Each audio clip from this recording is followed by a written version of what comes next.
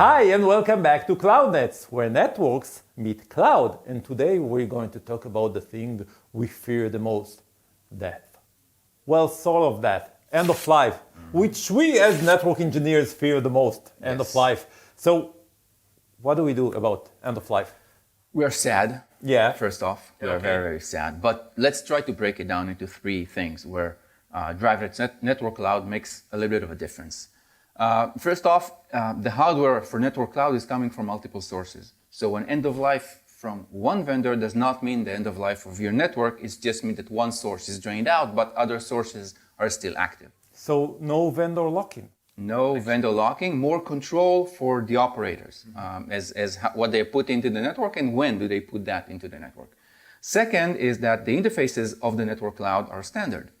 Therefore, an off-the-shelf device can be plugged in as long as it meets the standard. There's no kind of proprietary nature which only mandates equipment to come from that same specific vendor and working with that proprietary interfaces. So that's point number two. So a specific end of life is not the end of life. It's not the end. It's not the end of the world as we know it, right? And third is the enablement of Network Cloud takes existing boxes and purposes them for specific use cases. Repurposing those same boxes onto different use case is a possibility. So even if you have a cluster which kind of exhausted its life in one location, you can repurpose these boxes and run them as a different function in a different place in the network, thus extending the lifespan of these devices.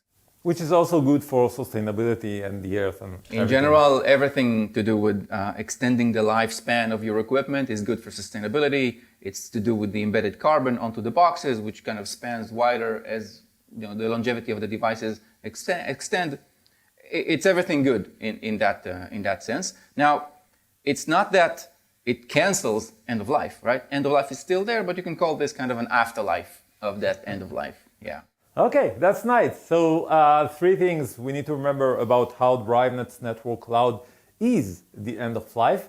One is that you have multiple hardware options. You have multiple hardware vendors. So an end of life from one vendor means simply that you can buy the same product and the same function from another vendor.